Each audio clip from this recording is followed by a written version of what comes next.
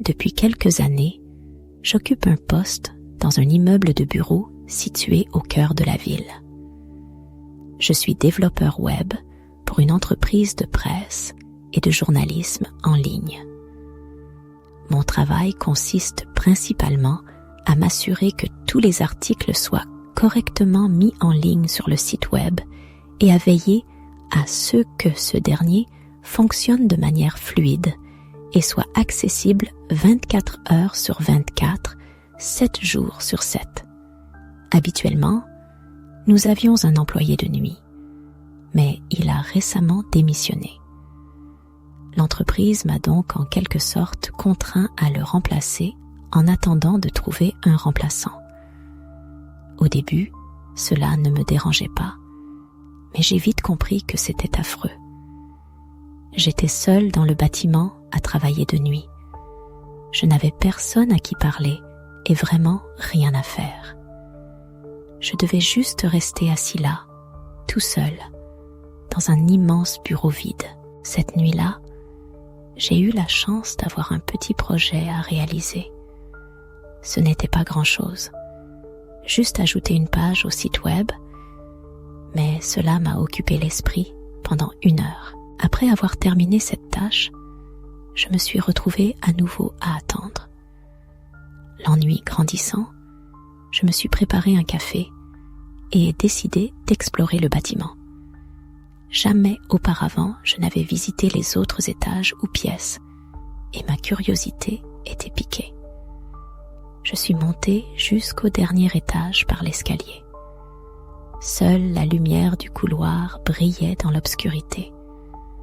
J'ai jeté un coup d'œil nonchalant dans quelques pièces, mais rien d'intéressant ne s'y trouvait. Alors que je me dirigeais vers l'escalier, un son est monté des étages inférieurs, un grincement de porte. Un frisson m'a parcouru l'échine, car j'étais certain d'être seul dans le bâtiment. J'ai tenté de me raisonner, me disant que c'était peut-être une simple canalisation ou un bruit anodin du bâtiment. De retour au 3e étage, je longeai le couloir vers ma chambre. Soudain, quelque chose attira mon attention. La porte d'une des autres pièces était entr'ouverte. Je ne saurais dire pourquoi, mais j'avais l'impression que toutes les portes étaient fermées auparavant. Simple illusion? Peut-être. Mais j'étais persuadée que cette porte était close quelques instants plus tôt. Intriguée, je m'approchai et jetai un coup d'œil à l'intérieur. C'était un vaste bureau, semblable au mien, avec des rangées de cubicules au centre. L'obscurité y régnait. Seule une mince ligne de lumière provenant du couloir filtrait à l'intérieur. « Y a-t-il quelqu'un » Ma voix résonna dans le vide, sans obtenir de réponse. Un frisson me parcourut à nouveau l'échine. Je refermai la porte et regagnai mon bureau, où je m'assis. J'avalai d'une traite le reste de mon café, frottant mes yeux pour chasser la fatigue et tenter de rassembler mes esprits. Un rapide coup d'œil à l'horloge m'indiqua qu'il était passé 2 heures du matin. Plus que quelques heures à tenir. Je me perdis dans la lecture de mes emails, gaspillant une dizaine de minutes supplémentaires, lorsque je l'entendis de nouveau. Ce même son, identique, mais cette fois provenant indubitablement de mon étage. Je me levai d'un bond, le cœur battant à tout rompre, et me précipitai vers la porte donnant sur le couloir. Je l'ouvris et jetai un coup d'œil. La porte d'en face, celle que j'avais déjà vue ouverte, l'était à nouveau. Un nœud se forma dans mon estomac et mon corps se paralysa. Quelque chose d'anormal était en train de se produire. J'ai jugé que le moment idéal pour partir était venu, sans risquer de jeter un nouveau regard en arrière. M'élançant dans le couloir, je me suis précipitée vers l'escalier. Soudain, un bruit de pas derrière moi, un rapide coup d'œil par-dessus mon épaule. Une femme se tenait là, dans le couloir, non loin du bureau que je venais de quitter. Son apparence était négligée. ses longs cheveux noirs emmêlés, et ses yeux grands ouverts lui donnaient un air complètement dérangé. Je me suis enfuie vers l'escalier, dévalant les marches jusqu'au rez-de-chaussée. Pendant un bref instant, j'ai perçu ses pas derrière moi, puis le bruit a cessé, comme si elle avait renoncé à la poursuite. Une fois en sécurité, j'ai contacté la police. Le plus étrange est que je surveillais la porte arrière et la caméra du couloir principal avait vue sur la porte d'entrée. Pourtant, lorsque les policiers sont arrivés, ils n'ont trouvé aucune trace de sa présence dans le bâtiment. Il y a quelques années, à une époque où je jonglais entre des emplois précaires, en quête d'une stabilité financière, je me suis retrouvée embauchée comme agent de sécurité dans un vaste entrepôt. L'entreprise, visiblement novice en matière de sécurité, m'avait confié une tâche simple: patrouiller autour du bâtiment pour prévenir les intrusions et les vols.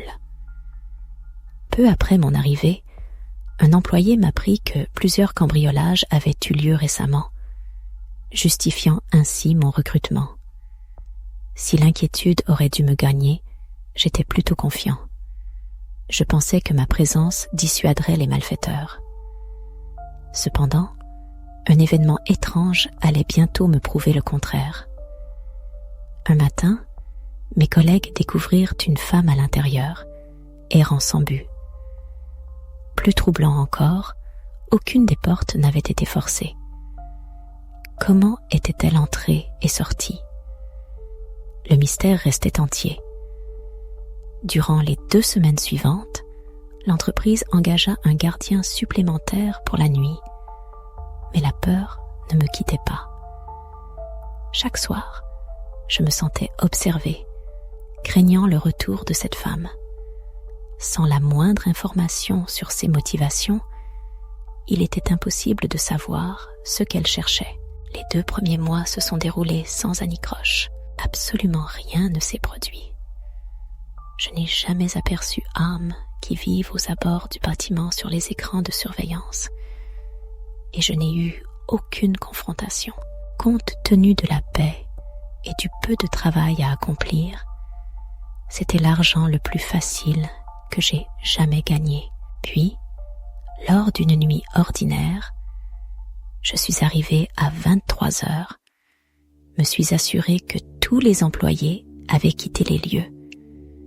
Puis, j'ai fait le tour pour verrouiller l'ensemble du bâtiment. Je me suis ensuite rendue au poste de sécurité et j'ai vérifié que les caméras fonctionnaient correctement et qu'il n'y avait aucune alerte. Mais j'ai rapidement remarqué qu'un signalement était apparu sur l'une des portes. Cela signifiait qu'elle n'était pas correctement fermée ou verrouillée. Pourtant, je venais de faire le tour et de fermer toutes les portes à clé. J'étais donc passablement perplexe. Je me suis levée et j'ai traversé l'entrepôt jusqu'à l'autre extrémité, là où se trouvait la porte soi-disant déverrouillée. Elle était toujours close et le verrou semblait bien engagé. Mais après 2 ou 3 tentatives, elle s'est ouverte d'un coup. Ébranlée, je me sentais profondément désorientée. Un bref coup d'œil à l'extérieur ne révéla rien d'autre que les champs désolés entourant l'entrepôt. L'horizon était vide, ne trahissant aucune présence humaine. Je me concentrai alors sur la porte, son mécanisme de verrouillage devenant le centre de mon attention. Après avoir testé le verrou, une anomalie me frappa. Malgré son apparente intégrité, la porte cédait après quelques tentatives.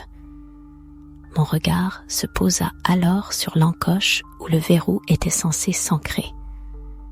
L'étrange était là, évident. Un minuscule fragment de bois obstruait l'orifice.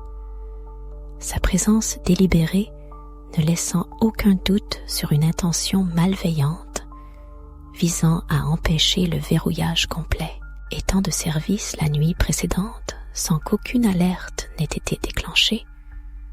Cette manipulation devait être récente. Je retirai le morceau de bois, m'assurant cette fois que la porte était solidement verrouillée. Puis, je me dirigeai vers le poste de sécurité, déterminé à examiner les enregistrements des caméras. L'obscurité et le silence pesaient sur l'entrepôt, seulement troublés par la faible lueur des lampes à économie d'énergie. Un malaise grandissant m'envahit, tandis que je me rappelais les mises en garde concernant les fins de pause. Au moment où j'arrivais au bureau, un mouvement furtif attira mon attention près des rayonnages. Dans la pénombre, je discernais une forme indistincte, peut-être une tête, épiant derrière des cartons. Feignant l'indifférence, j'accélérai le pas jusqu'au bureau où je m'enfermais à double tour. La peur me tenaillant la gorge, je contactai immédiatement la police. Ma voix tremblait tandis que je leur décrivais la scène. Après avoir raccroché, je me précipitais vers le système de surveillance. En parcourant les images des caméras, je sélectionnais celle du couloir. Un frisson me parcourut l'échine lorsque je vis les images. De l'autre côté de la porte, un homme se tenait là, immobile. La caméra, bien que distante, ne laissait aucun doute. Il tenait une arme à la main, une sorte de grand couteau peut-être, ou même un petit pistolet. La peur m'étreignit alors que je me perdais en conjectures, imaginant le pire, qu'il puisse forcer la serrure, ou quelque chose d'approchant. Quelques minutes, qui me parurent une éternité, s'écoulèrent avant qu'il ne recule.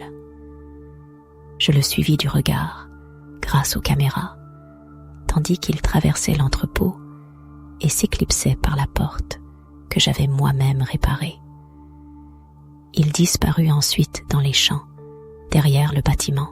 L'enquête, menée conjointement par l'entreprise et les forces de l'ordre, ne donna rien.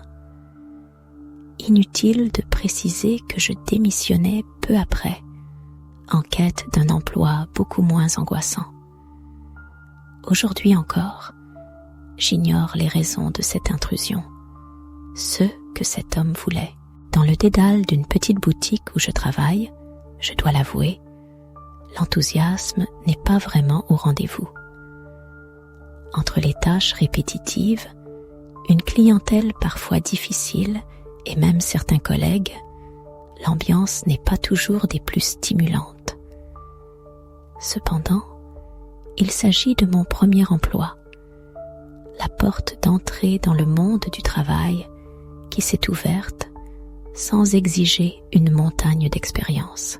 Durant les 3 semaines de vacances hivernales, j'ai eu l'opportunité de m'affranchir des habituels quarts de fermeture. Après une discussion avec mon responsable, j'ai obtenu la permission d'effectuer quelques nuits.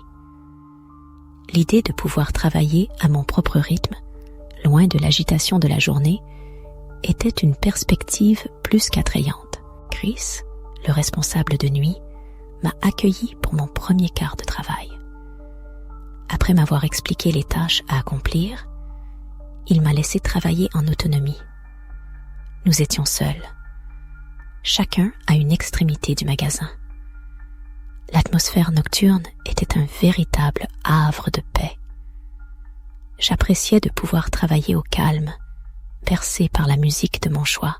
L'amusement initial s'est vite dissipé. Au bout de quelques heures seulement, l'ennui m'a envahi, et même une légère somnolence, accentuée par le silence complet. Il était un peu après 1h du matin, alors j'ai prévenu Chris que j'allais prendre ma pause de 15 minutes. J'ai attrapé mon déjeuner dans le réfrigérateur de la salle de pause, puis j'ai quitté le bâtiment pour m'installer dans ma voiture. J'ai englouti mon repas, espérant grappiller 10 minutes pour une sieste rapide. Mais avant même de pouvoir fermer les yeux, j'ai remarqué une silhouette près du bâtiment. Le parking était désert et plongé dans l'obscurité, éclairé seulement par la lumière provenant du magasin. Il n'y avait aucune raison pour que qui que ce soit se trouve ici. L'individu scrutait les fenêtres, comme s'il cherchait à voir à l'intérieur. Son comportement était si étrange que j'ai senti l'impérieux besoin de rester éveillé pour l'observer. Il avait l'allure d'un homme plutôt grand, les cheveux courts, vêtu d'une veste de cuir sombre et de vieilles bottes usées. Pendant toute ma pause, une dizaine de minutes, je l'ai observé. Il restait planté là, devant la vitrine, à scruter l'intérieur de notre magasin. La pause terminée, je suis ressortie en me dirigeant vers l'entrée. J'ai accéléré le pas, espérant passer inaperçu. Mais avant même d'avoir traversé la moitié du parking, il s'est retourné et m'a fixé. Son regard était vide, fatigué, son visage impassible. J'ai continué à marcher, me concentrant sur la porte. Il s'est mis à avancer vers moi. À 3 mètres environ, alors que je me précipitais pour ouvrir la porte, il m'a interpellée. Je me suis engouffrée à l'intérieur, refermant la porte à clé derrière moi. Je l'ai ignoré, suivant un instinct viscéral qui me disait qu'il n'avait rien de bon à offrir. Peut-être ai-je été dure de ne pas au moins l'écouter, mais à ce moment-là, un mauvais pressentiment m'envahissait. Me dirigeant vers l'arrière pour utiliser les toilettes, je revins quelques minutes plus tard dans l'espace de vente. L'envie de reprendre le travail était là, mais une tentation irrésistible me poussait à vérifier les vitrines avant, guettant la présence de cet homme étrange. M'avançant vers la façade, je m'attendais à croiser son regard inquiétant à travers la vitre, mais il avait disparu, volatilisé du parking. Imaginant qu'il avait enfin renoncé, je regagnai l'allée où je travaillais. Quelques minutes s'égrenèrent. Il devait être 1h30 environ lorsque l'alarme retentit soudainement dans tout le bâtiment. Je reconnus instantanément le signal. Il provenait de la porte arrière, celle qui donnait sur la zone de stockage. Il arrivait au responsable de déclencher accidentellement l'alarme en jetant des objets dans la benne à ordures. Mais avec Chris, seul aux commandes, cela semblait improbable. Je me mis en route vers l'arrière du magasin. Mais plus je me rapprochais des portes du débarras, plus un mauvais pressentiment m'envahissait. L'alarme hurlait toujours, un vacarme strident qui me vrillait les tympans. Si c'était Chris, il l'aurait désactivé depuis longtemps, non? L'inquiétude me taraudait. Arrivé à l'arrière de la maison, un bruit sourd, une série de chocs étouffés, me parvint de l'autre côté de la porte. Instinctivement, je la poussai. Le silence retomba aussitôt. Dans le long couloir qui s'étendait devant moi, la porte arrière béait, grande ouverte sur l'extérieur. Nulle trace de Chris. Chris? L'appel resta sans réponse. Soudain, une tête apparut à l'autre bout du couloir, se penchant prudemment. Un frisson me parcourut l'échine. Je reconnus instantanément ce regard vitreux, ce visage spectral.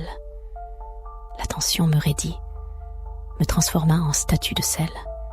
Sans hésiter, je fis volte-face, fuyant à toutes jambes, sans me retourner jusqu'à ma voiture. Le numéro d'urgence, le 911, je le composais fébrilement, le cœur battant la chamade. C'est alors que la réalité me frappa de plein fouet. Où était Chris? La réponse était là, juste devant moi.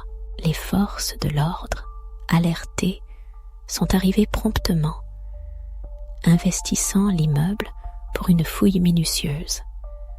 Fort heureusement, ils ont retrouvé Chris sain et sauf. Il s'était barricadé dans le bureau du directeur, après après que l'individu se soit introduit par effraction et les pris en chasse. Il a également expliqué les bruits sourds que j'avais perçus. L'homme frappait avec violence sur la porte du bureau, acharné à la défoncer. L'intrus a pris la fuite dès mon intervention, s'évanouissant avant l'arrivée des policiers. Nous disposons d'une image floue de son visage, capturée par les caméras de surveillance. Un tirage a été affiché, de sorte que les autres employés puissent rester vigilants. À ce jour, il n'est pas revenu, et ses motivations demeurent obscures. J'estime avoir eu de la chance que mon instinct ait été particulièrement aiguisé ce soir-là.